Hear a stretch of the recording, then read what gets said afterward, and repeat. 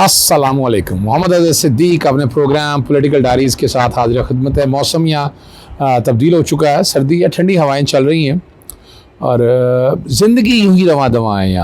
यहाँ ज़िंदगी का नशेब व फराज इसी तरह चलते रहते हैं और ज़िंदगी का निज़ाम यहाँ ख़राब नहीं होता।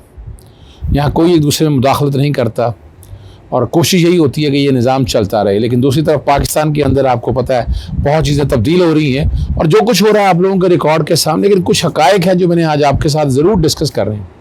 पहली तो बात है वो डील वील की बातें हो रही थी, जो मैंने उस वक्त आपको कहा था डील कोशिशें ज़रूर जारी हैं, लेकिन इमरान खान साहब किसी डील में नहीं आने वाले हैं। अच्छा, वो डील में क्यों आएंगे, एक सवाल है ना बड़ा। और मैं आज आपको कोशिश करूंगा कड़ियों से कड़ियाँ मिलाऊं, कुछ तारीखी बातें भी आपके सामने बतानी है और बहुत जो सच्चाई है वो आप तक आनी चाहिए।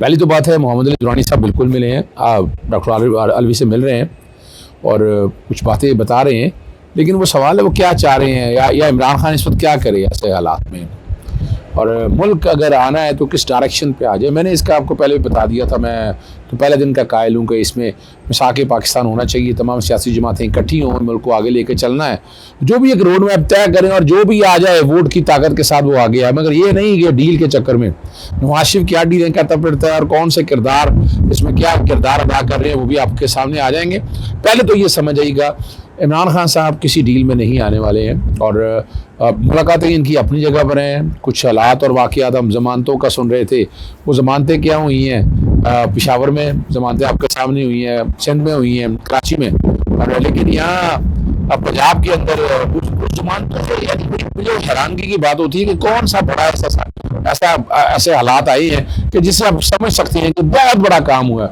वो कोई ब्रेक थ्रू नहीं है।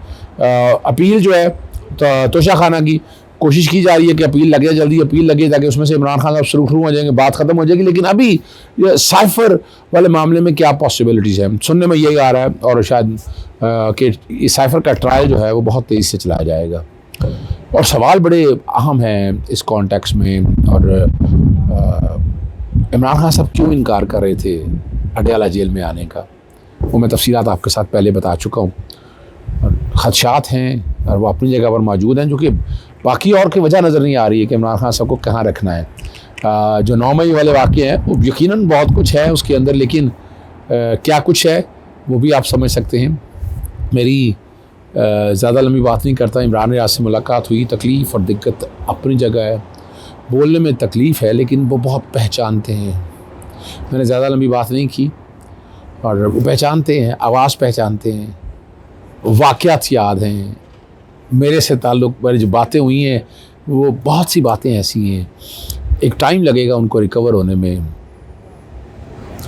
सुभान में जो ठहराव आ गया, इतनी दिनों इतनी तकलीफ़ और कन्फाइनमेंट, एक बात तो है आपसे भेजा तो है, कुछ चीज़ों का नहीं बताया जा रहा, इसका मतलब ये नहीं है कि किसी इदारे पे या किसी शख्स पे उंगलियां उठनी नहीं चाहिए, लेकिन कुछ हक़ाइक़ छुपेंगे तो नहीं, किसी एक वक्त में सामने आ जाएंगे और बहुत सी चीज़ें सामने आनी चाहिए।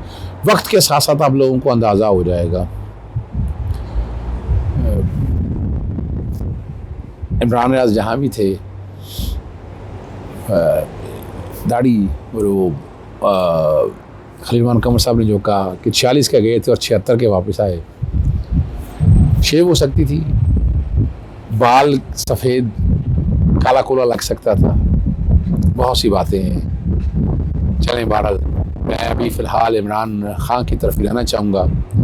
अब इसके साथ अगर कुछ कड़ियाँ मिलाएं आप, नवाज़ शरीफ के लिए क्या मैंने पहले भी कह चुका हूँ, क्या इमरान खान को गिराया इसलिए था कि नवाज़ शरीफ को लेके आना है, और बहुत सी तारीख़ी बातें आगे चलने से कबल जो है ना, मैं कुछ नवाज शरीफ के केसेस के बारे में मरियम क्या कहती रही, ये आवाज़ की शक्ल में आएगा, आप सुनेंगे। मैं चाहूँगा वो बैकग्राउंड पे ना चले, लेकिन यहाँ शायद मेरी तस्वीर स्टिल नज़र आए आपको, लेकिन बैकग्राउंड पे वो सारा आएगा। मरियम क्या कहती थी, हसन क्या कहता था, हुसैन क्या कहता था, नवाज शरीफ क्या कहता था, ये तारीख़ के औराक में जो ये कहते हैं कि एवन फील्ड की प्रॉपर्टीज़ में बच जाएंगे, लेकिन कुछ सच और हक़ाइक़ आपको पता होने चाहिए। उनमें सज़ाएँ कितनी हैं मैं पहले प्रोग्राम में चला चुका हूँ आपको। चले मैं दोबारा वो चल जाएगा, एवन फील्ड का, अल अज़ीज़िया में जो सज़ाएँ हुई हैं बैकग्राउंड पे वो भी साथ चलेंगी। लेकिन सुनिएगा टीवी चैनल्स पे इनके बयान क्या हैं। और मेरी वालदा की और बहन भाइयों की प्रॉपर्टीज ये कहाँ से निकाल के ले आए हैं? अल्हम्दुलिल्लाह पाक मीन के ऊपर जो अपार्टमेंट्स हैं वो अल्हम्दुलिल्लाह हमारे हैं। It's on a rent. I'm renting on a rent basis which comes from every quarter from Pakistan. हमारे वालिद मोहतरम भी कारोबार की खातिर दुबई पहुंचे और गल्फ स्टील के नाम से एक फैक्ट्री कायम की जो 10 लाख मुरब्बा फुट जमीन पर मुश्तमिल थी। 20 साल हो गए उन फ्लैट्स को खरीदे। ये अगर इस बात को प्रूफ करते हैं, मैं मानने को तैयार हूँ कि ठीक है कि ये जो बिल्कुल कह रहे हैं सही कह रहे हैं। जद्दा स्टील मिल हो या लंदन के फ्लैट्स या और कोई अदायगी, पाकिस्तान से इनके लिए 1 रुपया भी बाहर नहीं गया। रिकॉर्ड पे है, हसन के टैक्स के जो रिकॉर्ड है उस पे है। मेरी सेंट्रल लंदन में प्रॉपर्टीज तो दूर की बात है, मेरी पाकिस्तान में भी कोई प्रॉपर्टी नहीं है। मैं अपने वालिद के पास रहती हूँ।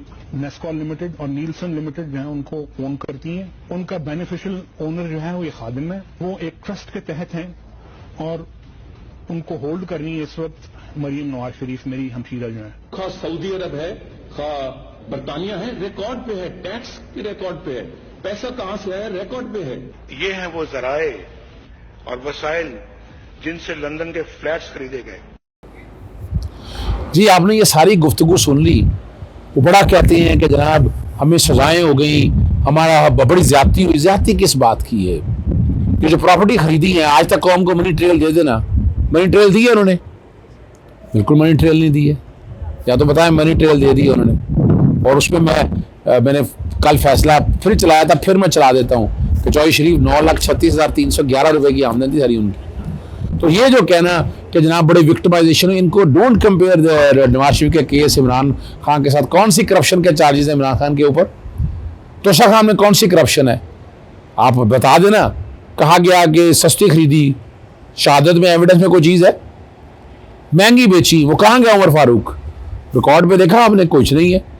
और 1990 तक अब तक का रिकॉर्ड आ चुका हुआ है। कोई आपने देखा कि उनके अगेंस्ट कोई एक्शन लिया गया हो? जिनके नजर आया इलेक्शन कमीशन का कहीं किरदार नजर आया हो आपको? आप लोगों के सामने मौजूद है। तो ये समझना जरूरी है कि असल हकायक और हालात और वाक़यात क्या है। आम आदमी को अगर समझ आ जाएगी तो कोई मुश्किल काम नहीं है। यहाँ भी केस कोई नहीं बनता है। और नवाज शरीफ के बारे में मैं आपको बार बार बताता हूँ, फिर मैं बताता हूँ। अभी मैंने आपको बताया कि अल अज़ीज़िया और एवन फील्ड के अंदर सजाएं हुई। एवन फील्ड में क्या था और वो जो अकामा के बारे में बताने की कोशिश करते हैं, हमारे एक दोस्त है, मैं नाम नहीं ले रहा उनका, उन्होंने ऑडियो मैसेज में उनकी इजाज़त के साथ, वो उतना ही मैं नहीं समझाना चाहता चूँकि वो एक्सपर्ट है, बैंकिंग के एक्सपर्ट हैं। उन्हीं की आवाज़ में ज़रा सुन लीजिएगा कि उन्होंने क्या मुझे कहा और वो आपको समझ आ जाएगी केस है क्या। केस आपको आसानी से समझ आ जाएगा कि व्हाट इज रियल केस। कि इन्होंने जो अकामा में तनख्वाहें जो कह रहे थे नहीं ली थी, वो वाली सारी डिटेल्स जरा सुनिएगा। देखिए वो बार बार ये कहते हैं रिसीवेबल्स और तनख्वाह नहीं लेने की बात है। शुरू में तनख्वाह नहीं ली, जब पूरा ऑडिट हुआ तो पता चला तनख्वाह ली थी। ना लेने पे भी इन्होंने कहा भाई अगर बेटे से तनख्वाह ना ली तो तुम्हें क्या, और ली तो कहा कि ली तो तुम्हें क्या। तो ये एक FZE जो है फ्री जोन एंटरप्राइज के नाम से इन्होंने एक बिज़नेस अपना खोला था। हुसैन नवाज़ उसमें चलाते थे, नवाज शरीफ भी उसमें एम्प्लॉई थे और लोग भी बहरहाल। लेकिन ये एक कंपनी नहीं थी, ये 4 और कंपनियां थी और ये सब उनसे इंटर रिलेटेड होती थी। तो ऐसे होता था मियाँ साहब वक्तन फ़ौक्तन जो है वो पैसे अपने ट्रांसफ़र करते रहे, बल्कि हुसैन नवाज़ ने। और वो अल राजी बैंक है सऊदी अरेबिया का, तो अल राजी से पैसे यहाँ आते थे फ्री जोन एंटरप्राइज में। फ्री जोन एंटरप्राइज से ये पैसे हबीब बैंक जाते थे न्यूयॉर्क में, और न्यूयॉर्क से हबीब बैंक लाहौर। और इन्होंने कई मरतबा ये घुमा फिरा के मनी लॉन्ड्रिंग तो ऐसे ही करते हैं और वो समझते हैं कि किसी को पता नहीं चलेगा। जब से इलेक्ट्रॉनिक बैंकिंग हुई और भी ज़्यादा आसानी से पता चल जाता। Money trail is easy to find, but our people are not really trained for white collar crime. अच्छा, अब ये जो पैसे हुए थे तो टोटल $654 मिलियन थे, जिसपे अमेरिका ने कहा कि आपको फाइन देना पड़ेगा $654 मिलियन का। इन्होंने बड़ी गिड़गिड़ाई, बड़ा मैनेजर्स ने, और उन्होंने पूरा इनका जो बोर्ड ऑफ डायरेक्टर्स है उन्होंने, और even state bank of Pakistan में, कि जी ये पैसे हम एक तो माफ़ कम करवाए। अमेरिका ने कहा कम कर देंगे लेकिन माफ़ तो हरगिज़ नहीं करेंगे। तो $224 मिलियन जो है, $225 मिलियन इन्होंने हबीब बैंक ने अमेरिका को दिए एज फाइन। वो उस वक्त सईद अहमद जो इनका यार था, जो इनकी मनी लॉन्ड्रिंग करता था, उसको डेप्यूटी गवर्नर बनाए थे, और फिर जब उस पर बहुत शोर मचा तो उसको president national bank of Pakistan बनाया गया था। अच्छा, ये इंफॉर्मेशन इसलिए नहीं आई कि मियाँ साहब की हुकूमत थी और मीडिया पे सख्त कंट्रोल, उन्होंने कहा ये बात आएगी नहीं। तो बहुत से लोग हैं जिन्होंने सुना ही नहीं कि 225 मिलियन। मीडिया, लोकल मीडिया नहीं करता, ये रॉयटर्स की न्यूज़ है and it is very authentic. मैं उस बंदे को भी जानता हूँ जो वहाँ पे न्यूयॉर्क में हेड है, और मैं वहाँ पाकिस्तान में भी जो मेरे दोस्त हैं वो सब जानते हैं इनको। तो आप प्लीज़ ना कम से कम आप सही न्यूज़ दें, बाकी लोगों को जाए भाड़ में, गलत न्यूज़ देते हैं। मैं आपको बिल्कुल सही न्यूज़ दे रहा हूँ, 100% करेक्ट, विद सबूत के रॉयटर का आर्टिकल भी डाल रहा हूँ मैं साथ में। जी, आपने वॉइस में ये सारा सुन लिया, अब तक सारे हकायक आ गए हैं। यहाँ से आप समझ सकते हैं कि केस है क्या टोटल। अब दूसरी तरफ अगर पलट के आते हैं इमरान खान की तरफ, तो इमरान खान के खिलाफ का तो केस ही कोई नहीं है। तो डील किस बात की? हाँ, ये डीलें लेते फिर रहे हैं, और डीलों में क्या सुनने में आ रहा है? डीलों में क्या सुनने में आ रहा है? चेयरमैन सेनेट की सीट, ये 2-3 जगह से बात मेरे तक आई है कि सादिक संदरानी को कैसे हटाने। वो सादिक संदरानी जहाँ इसहाक डार को चेयरमैन लगा दें, उनके नैब के केसेस खुल चुके हुए हैं, और गारंटेड मांगते हैं पंजाब की हुकूमत और वफाक की हुकूमत, 2/3 अक्सरियत भी मांगते फिर रहे हैं। वो ये कैसे होगा? ये फ्री एंड फेयर इलेक्शन है, और आप आके खुद कह रहे हैं कि जनाब मैं लिख के देता हूँ गारंटी के साथ, और दूसरी तरफ ये बैठे आप बैठे ये डीलें मांगते फिर रहे हैं। तो क्या ये डीलें देनी चाहिए? क्या कौम को इन्हीं डीलों में रहना चाहिए, या यही चेहरे जो 40 साल से हम देखते आ रहे हैं, इन्हीं चेहरों के ऊपर हम जिएंगे? क्या हमें यही हमारा मुकद्दर रह गया? ये फैसला देखें, कहीं ना कहीं तो करना है। मुकद्दर हमारा ये नहीं है, हमारा मुकद्दर बहुत आगे है। तो डील बेनकाब हो चुकी हुई है, और इसमें मैंने वो एक रिटायर्ड जनरल साहब का जिक्र किया था, वो मैंने ट्वीट कर दिया हुआ है, और वो सिर्फ ट्वीट ही खाली अब आपको बैकग्राउंड पे चल रहा होगा ताकि समझ आ सके। बहुत सी ऐसी चीज़ें हैं जो रिकॉर्ड में किसी ना किसी वक्त आनी है कि किस किस ने कौम को लूटा है, ज़रा वो भी आ जाए ना।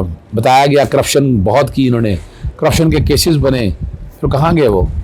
आज भी इनके पास नहीं है सबूत इस बात के, और जायदादें यहाँ खरबों रुपए की होल्ड कर रहे हैं।